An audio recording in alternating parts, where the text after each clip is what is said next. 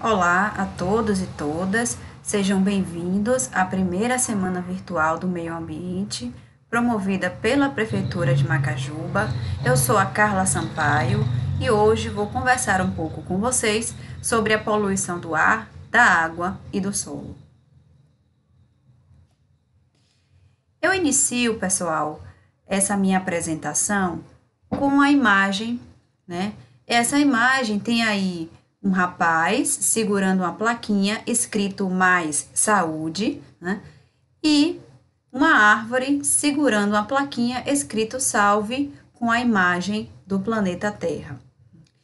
Ao analisar essa imagem, a gente percebe que ao fundo tem ali uma série de poluentes que está sendo emitida, né, aí para o meio ambiente e fica aí a questão para que a gente possa refletir de será que estamos cuidando bem do nosso planeta? Será que a nossa relação com os recursos naturais ela está ocorrendo de maneira saudável? Será que se eu não promover o bem-estar, se eu não promover a preservação do meio ambiente, eu estou impactando ou não na minha saúde? Então, são questões para que a gente aí possa pensar e ir amadurecendo esse pensamento ao longo desta apresentação. Eu inicio também com a questão do que é poluição. Então, segundo a Política Nacional do Meio Ambiente, a degradação da qualidade ambiental resultante de atividades que, direta ou indiretamente, prejudiquem a saúde, a segurança e o bem-estar da população, isso é poluição. Criem condições adversas às atividades sociais e econômicas, né? Afetem de forma desfavorável a biota, ou seja, impactem negativamente sobre a qualidade de vida da biota, isso também é uma poluição. Afetem as condições estéticas ou sanitárias do meio ambiente. Então, por exemplo, se eu tenho ali um lago onde aos domingos, aos finais de semana, eu vou até ele com a minha família para me divertir, né? E devido à poluição, eu perco aquela área, né? Então, esteticamente, ao olhar naquela área, ao estar naquela área, não é mais um ambiente agradável para mim e para a minha família, um exemplo. Então, isso afeta a condição estética, a condição visual da imagem daquele lago, daquele corpo hídrico. E também as condições sanitárias. As condições sanitárias têm aí sua relação com os micro-organismos, sobretudo aqueles micro-organismos que causam doenças aos humanos e aos outros animais. Além disso, temos também atividades que lancem matérias ou energia em desacordo com os padrões ambientais estabelecidos. Então, de acordo com a Política Nacional do Meio Ambiente, a poluição são todas essas ações, são todas essas atividades que, de certo modo, impactam no meio ambiente, portanto, nos seres vivos. Temos diferentes tipos de poluição, né? Temos aí a poluição atmosférica ou também a poluição do ar.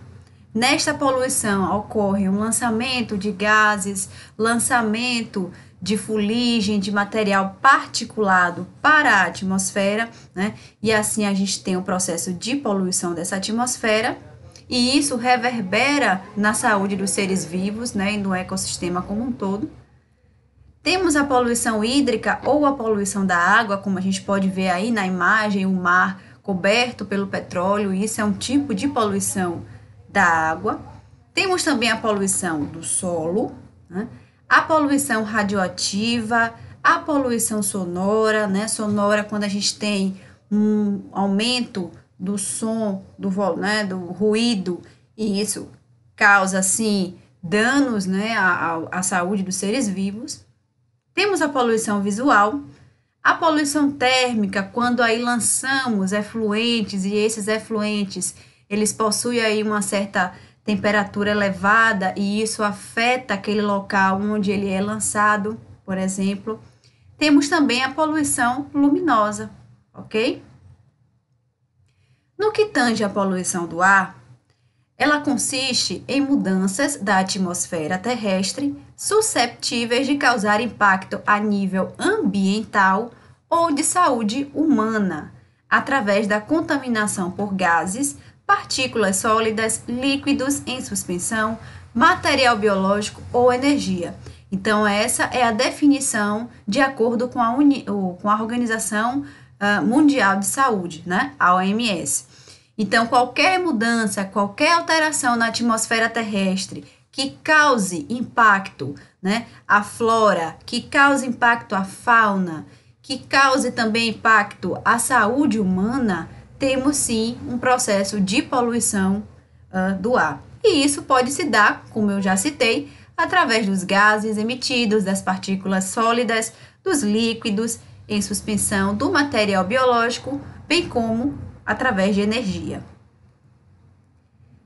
Então, pessoal, temos alguns principais poluentes que contribuem aí, que são também responsáveis pela poluição do ar. Então, temos o material particulado, né, como exemplo a poeira, a fumaça, né, que são resultantes aí do processo de queima, né, pode ser a queima de petróleo, pode ser a queima de madeira. Temos os gases, como o monóxido de carbono, emitido muito também através da queima de combustíveis fósseis.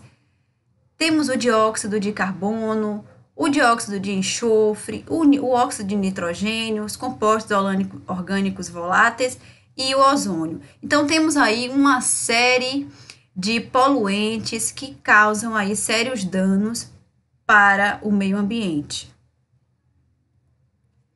Então, a queima de combustíveis, como eu falei, petróleo, né, os derivados do petróleo. Então, temos aí a gasolina, o óleo diesel, o álcool.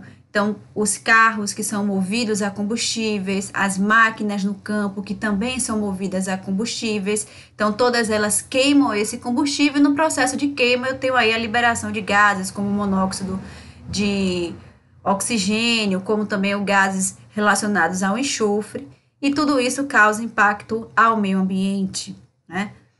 A indústria, que é um grande emissor aí de poluentes atmosféricos, sobretudo aí o CO2, né, o dióxido de carbono, né, material particulado, então tudo isso é emitido pelo setor industrial. As atividades domiciliares, que muitas vezes a gente acha que são inofensivas, que não poluem, que não causam danos à nossa saúde, e no entanto, sim, podem causar. Temos aí a queima, por exemplo, da madeira no fogão a lenha, tão típico, né, no campo, tão fundamental, que tem aí toda uma questão cultural associada ao fogão a lenha, né? Mas o fogão a lenha, sim, por conta do processo de queima, ele emite material particulado, ele emite o monóxido de oxigênio, emite o dióxido de carbono.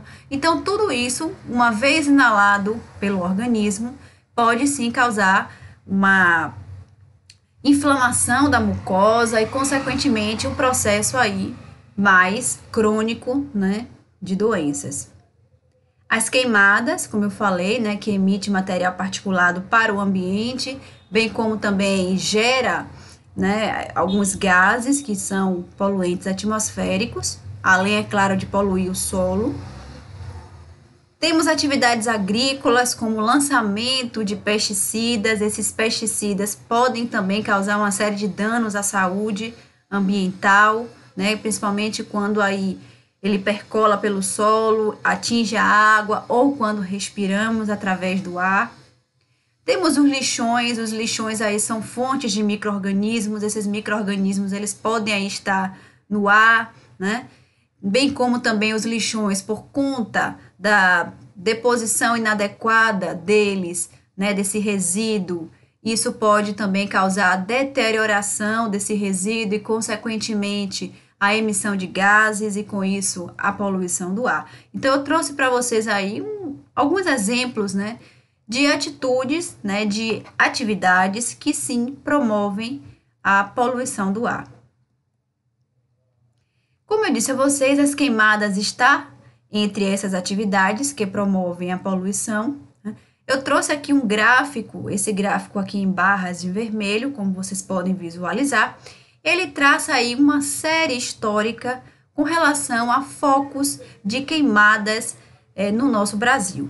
Então, ele vai desde o ano de 1998 até o ano atual de 2021.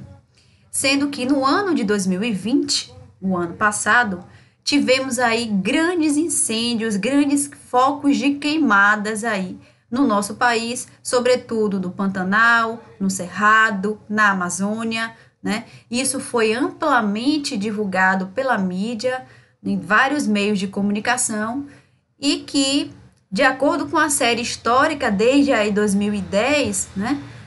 Foi o ano 2020, né? Foi o ano onde a gente teve o maior número de focos de incêndios em uma década, né? Desde aí de 2010. Então, realmente, o país sofreu muito no ano passado com esse problema das queimadas, né? E como traz aqui também na imagem uma chamada dizendo que o Brasil está em chamas. Do Pantanal à Amazônia, a destruição não respeita fronteiras, né? Então, isso foi um dano muito grande, um dano para a fauna, um dano para a flora. Então, foi aí amplamente divulgado os animais que estavam sofrendo por queimaduras, né? Porque estavam perdendo seu habitat, porque não tinham mais para onde ir, né? Porque estavam cercados pelo fogo. Então, várias equipes aí, várias ONGs trabalharam no intuito de salvar esses animais, né? E temos também o impacto para o ar, né? A poluição do ar. Então, nessa imagem aqui, desse gráfico, fornecida também pelo Instituto Nacional de Pesquisas Espaciais, que é o INPE, onde justamente ele traz esta imagem de satélite mostrando, né, a quantidade de fumaça que pôde ser vista, né, a partir desse satélite. Então, observem que não é só o local onde ocorre a queimada que está sofrendo pela influência da fumaça. Não, outras regiões também sofreram, né, e até hoje sofrem por conta da fumaça, né? Então, foi muita gente internada, o serviço de saúde, ele superlotou, né? Porque as pessoas começaram a apresentar problemas respiratórios, né? E tudo isso em decorrência de ações como, por exemplo, a queimada. Então, como eu estava conversando aqui com vocês, temos os impactos à saúde resultantes desse processo da poluição do ar, como as doenças cardiovasculares. Por que doenças cardiovasculares? Porque a gente inala, né, respira essa poluição causa irritação da mucosa respiratória, lá no pulmão, aqui né? E esse processo de irritação dessa mucosa pode desencadear aí um processo inflamatório que pode chegar a levar o indivíduo a ter doenças cardiovasculares, né? Teve também um agravamento de asmas, bronquites, desenvolvimento de alergias, pode também ocasionar câncer, né? Aí pensando em um tempo um pouco maior, né, de consequência com relação a essa poluição, já seria, no caso, um efeito crônico. Então, pessoal, vejam que é importante que a gente mantenha, assim, a qualidade do ar que respiramos, porque causa uma série de complicações, não só para a gente, mas como também para os demais seres vivos, né? E para a consequência pior, né, que temos é o aumento da mortalidade. Então, muitas pessoas elas podem vir a óbito por conta desse processo de inalação desse ar contaminado. Além da poluição do ar, temos também a poluição da água. A água é um recurso natural de valor econômico, estratégico e social, essencial à vida e bem-estar do homem e à manutenção dos ecossistemas. Então, a água ela é importante para a economia, importante para a vida e sociedade e é vital. Sem água, a gente não sobrevive. Sem água, os seres vivos não iriam sobreviver. Então, nós precisamos desse recurso e, portanto, precisamos o quê? Preservá-lo, né? Então, de acordo com a Política Nacional de Recursos Hídricos, a água é um bem de domínio público. Todos têm direito à água, A água é um recurso natural, limitado, dotado de valor econômico. Em situações de escassez, de falta de água, o uso prioritário dos recursos hídricos é o consumo humano e a dessedentação de animais. Então, uma vez que a água esteja em escassez, a prioridade é para o consumo humano e para matar a sede de animais. A gestão dos recursos hídricos deve sempre proporcionar o uso múltiplo das águas. A bacia hidrográfica é a unidade territorial para a implementação da política de recursos hídricos e a atuação do Sistema Nacional de Gerenciamento de Recursos Hídricos. A gestão dos recursos hídricos deve ser descentralizada, ou seja, não deve focar em apenas um indivíduo ou um grupo, e contar com a participação do poder público, dos usuários e das comunidades. Nesta imagem, nessas duas imagens, eu trago aqui para vocês justamente essa distribuição da água no mundo e no Brasil, né?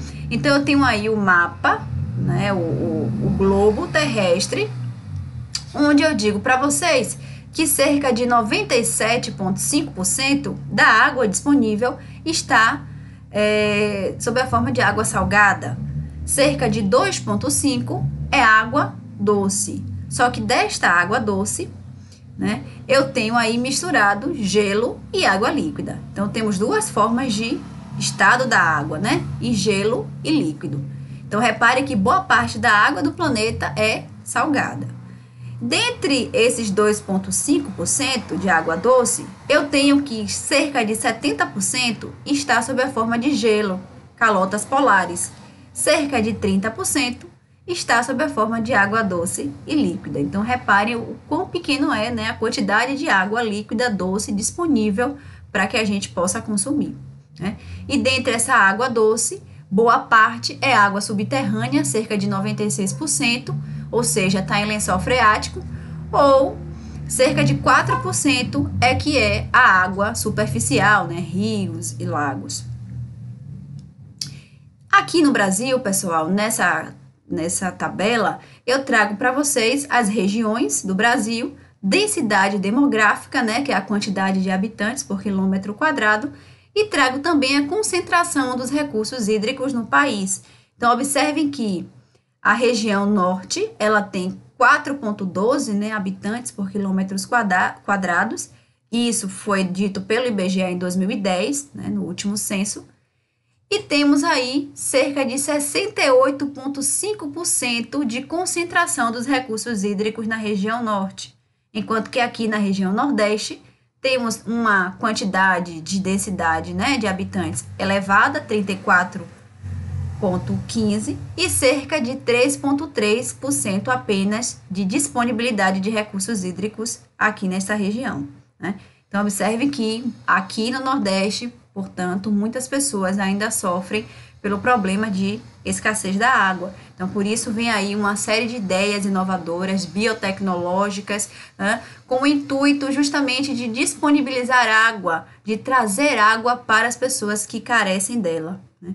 Mas, para além também de trazermos estratégias de acesso à água, temos também que pensar em como preservar a água que já existe, né? Para que esse recurso ele não se esgote, correto? Então, no que tange, né, a poluição da água, temos a poluição química, biológica, térmica e radioativa.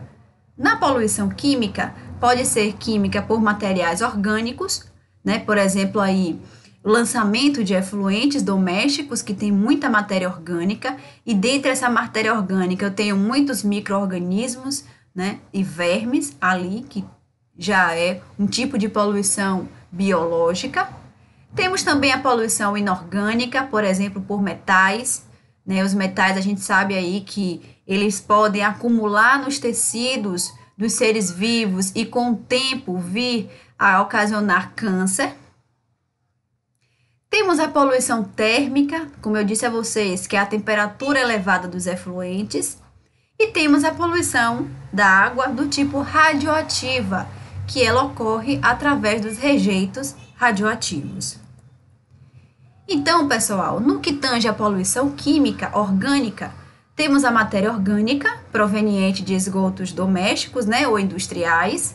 A poluição química inorgânica, a gente tem aí o lançamento de efluentes industriais, drenagem ácida de minas, pesticidas. A poluição biológica, o que é o contato com dejetos humanos ou de animais contendo organismos patogênicos, por via direta ou por efluentes domésticos.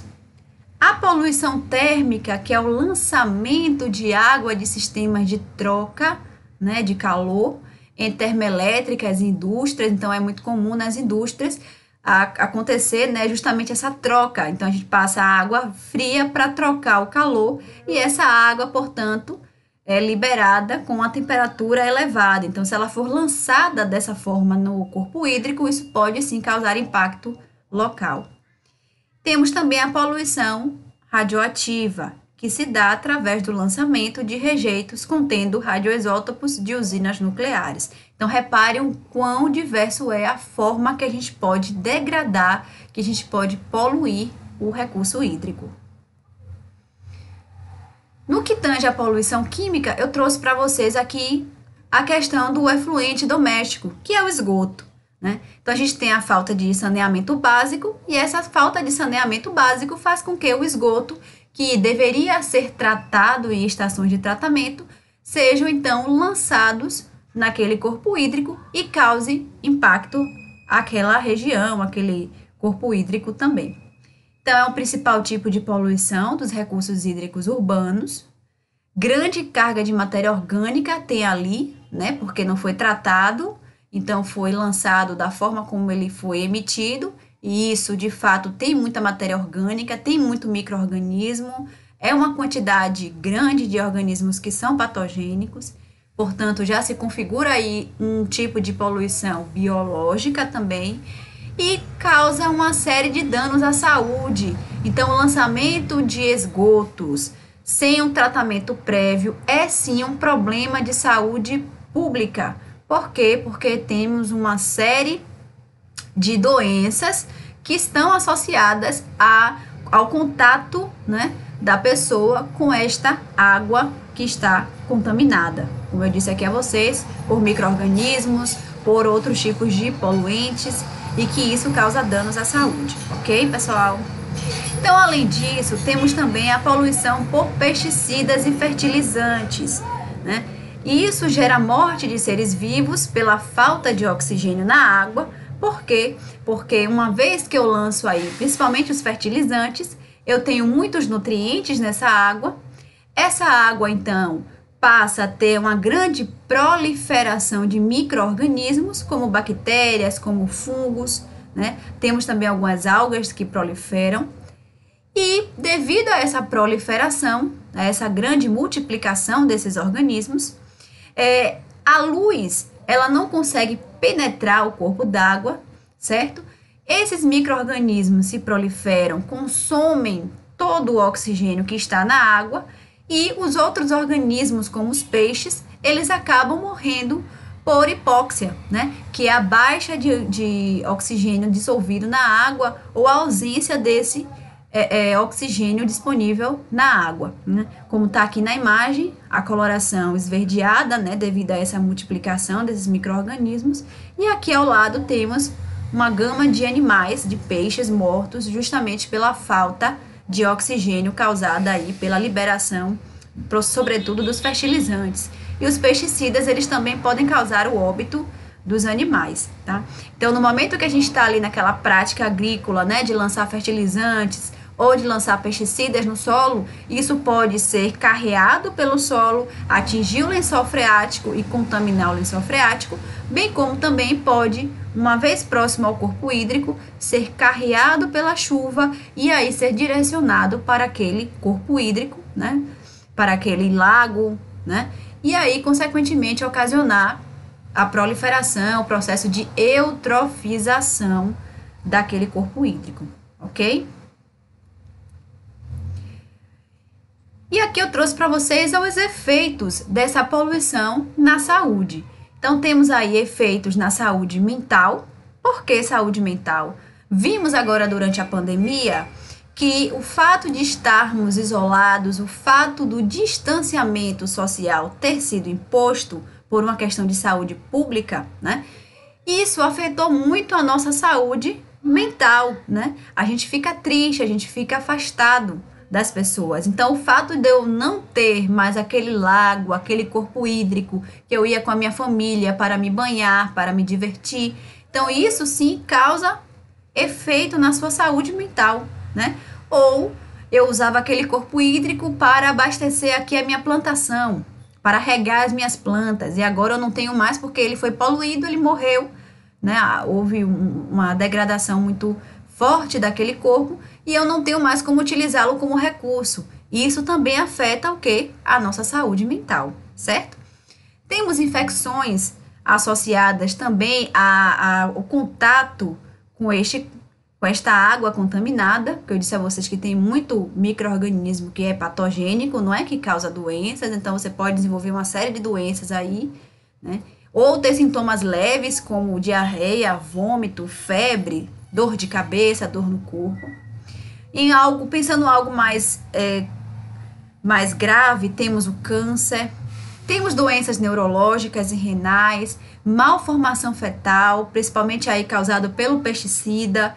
Então, pessoal, tem uma série de doenças também associadas à poluição da água. E agora eu trago para vocês um pouco sobre a poluição do solo. O solo é o principal suporte para a vida e bem-estar, constituindo-se em um recurso natural vital e limitado, embora facilmente destrutível, né? Então, o solo é vida. O solo é de onde tiramos o sustento, é do solo que a gente tem ali a planta que vai nos alimentar, né, que vai nos abrigar, que vamos utilizar a madeira. Então, do solo podemos extrair muita coisa, mas ao mesmo tempo nós degradamos, nós destruímos aquele solo que nos traz tantos benefícios, né? E a poluição do solo e do subsolo, ela consiste na deposição, disposição, descarga, infiltração, acumulação, injeção ou aterramento no solo ou no subsolo de substâncias ou produtos poluentes, podendo estar né, no estado sólido, líquido ou gasoso. Então, observem aí essa deposição inadequada do resíduo, né? Como o caso aí já formando um lixão. Temos também essa questão do uso indiscriminado aí dos pesticidas, e isso sim causa poluição do solo também. Temos o processo de erosão, que também é uma forma de poluição do solo. Então, temos aí fontes químicas, físicas e biológicas de poluição deste solo. Dentre as fontes químicas, temos a contaminação por resíduos, salinização. Então, se a gente aumenta o teor de sal, né, daquele solo, eu estou sim também agredindo ele, eu estou impactando negativamente nele. A acidificação do solo é um tipo de poluição. Temos a poluição física, né, pela erosão, pela compactação, impermeabilização. Então, tudo isso pode vir a inutilizar aquele solo. Temos a fonte de poluição biológica, causada aí pelos patógenos, pelo desmatamento, pelas queimadas e pela perda da biodiversidade, tá? Então, tudo isso são impactos para esse recurso que é o solo. Dentre, né, os impactos que eu já citei para vocês, temos aí, como eu já falei também, a deposição dos resíduos sólidos urbanos, né? Então, esses resíduos sólidos urbanos, popularmente conhecido como lixo, mas a gente não pode dizer, né, que é lixo, porque tem muito material ali que pode sim ser reutilizado, ser reciclado. E aí temos aí a origem a partir da limpeza urbana, que gera os resíduos, e temos também a origem domiciliar, que somos nós no dia a dia, nas nossas casas, produzindo aquele resíduo, né? E, infelizmente, esse resíduo, muitas vezes, ele vai para um local que não é o local adequado, formando os lixões, o que não deveria mais acontecer no Brasil, certo? E sim, ele deveria ser direcionado a um aterro sanitário, que é a forma mais correta de disposição daquele resíduo. Então, a falta de saneamento, né, ela também gera um déficit no tratamento e na gestão dos resíduos. Isso é um problema social e um problema de saúde pública e tem grande fonte de contaminação do ar por conta, né, desses lixões, da água e também do solo. Dentre os principais problemas para o solo, temos a contaminação por produto químico, principalmente os metais. Temos a contaminação do lençol freático, como eu disse a vocês, né? Uma vez eu poluo o solo, esse poluente ele pode percolar, né, através do solo, dos poros do solo, atingir ali aquele lençol freático e contaminar aquele lençol. Bem como ele pode ser carreado pela superfície e chegar até as águas superficiais, como aí os lagos, os rios, e causar também a poluição desse corpo hídrico.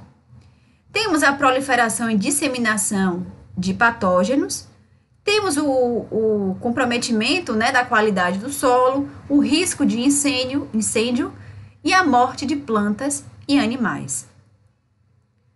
Com relação aos efeitos na saúde, são vários, pessoal. Então, eu trouxe aqui só alguns exemplos para que vocês compreendam, como a conjuntivite, né? Você pode pegar ali um vírus, pode pegar uma bactéria que, né, cause conjuntivite, doenças virais, né, as gastroenterites, né, o vômito, a diarreia, é muito comum quando a gente está lidando com o lixo, o resíduo, ele tem todos os tipos que vocês possam imaginar ali de micro-organismos e várias doenças podem vir dali.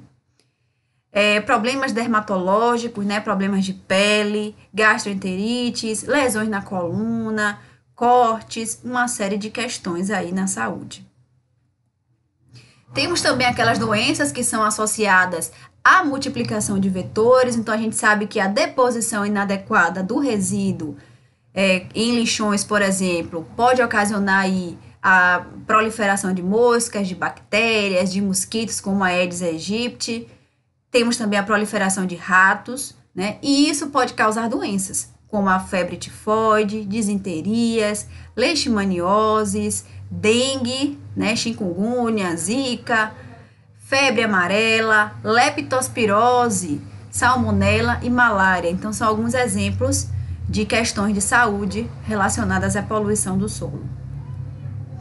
E aqui eu trouxe mais por curiosidade para que a gente compreenda que aquele chicletinho que a gente joga no chão, aquele papel de bala que a gente joga no chão, aquela garrafa que a gente descarta de qualquer forma, né? Então, isso demora muitos anos no ambiente para que seja completamente deteriorado, né? Para que seja degradado. Então, exemplo, o chiclete, 10 anos, né? A bituca do cigarro, 10 a 20 anos, o saco plástico de 30 a 40 anos, o alumínio, mais de 100 anos. Então, ainda bem que temos aí o processo de reciclagem do alumínio, né? Temos a garrafa PET, que dura mais de 100 anos, o vidro, cerca de 4.000 anos. Então, vejam que esse resíduo ele demora muito e muito tempo naquele ambiente, poluindo o ambiente, impactando na saúde dos seres vivos, até ele poder se desintegrar, né, se degradar. E aí, como podemos reduzir a poluição? Praticar aí os 5 R's, que é o repensar, né? Repensar a nossa relação com o meio ambiente, repensar as nossas atitudes, repensar a nossa posição frente aos recursos naturais, ok? Podemos reciclar, então a gente pode aí separar alguns materiais e colocar para reciclagem, então é até importante que a cidade ela tenha cooperativas que trabalhem com isso. Recusar e reduzir, né? Então a gente pode pensar, poxa, quando for adquirir algo, será que de fato eu preciso comprar aquele produto? Será que eu estou precisando? A gente pode repensar essa questão do nosso consumismo. Então, a gente tende a muitas vezes não pensar e comprando e adquirindo os produtos que muitas vezes aquele que a gente tem em casa, que já está velhinho, mas ainda tem serventia. A gente ainda pode utilizá-lo aí por um bom tempo antes de descartá-lo e comprar um novo, antes de gerar mais resíduo, de poluir mais o ambiente, tá? E reutilizar. Então, tem muita coisa que a gente pode reutilizar sim em casa, né? E é só usar a criatividade. Hoje tem tanto tutorial na internet que também ajuda a gente reutilizar muita coisa. E isso a gente também consegue economizar um dinheirinho, além de proteger os recursos hídricos, os recursos, né? O solo, a água e o ar. Né? Aí, nessa perspectiva, temos o consumo consciente, a reciclagem, a coleta seletiva, o saneamento básico, o processo de fiscalização para que, né, as questões estejam sendo cumpridas. Temos a ampliação da rede de esgotamento sanitário, o consumo consciente da água, é muito importante que a gente tenha essa visão. A educação sanitária da população, então é importante ações como essa aqui, dessa primeira semana sobre o meio ambiente, para que vocês conheçam, né, as questões ambientais, discutam nas cidades de vocês, estabeleçam estratégias para lidar melhor com o meio ambiente e entendam a importância da gente preservar esse meio ambiente no que tange aí a nossa saúde e a saúde dos outros seres vivos. Né? E o risco de contaminação biológica já está também aí discutido, dentre as outras questões.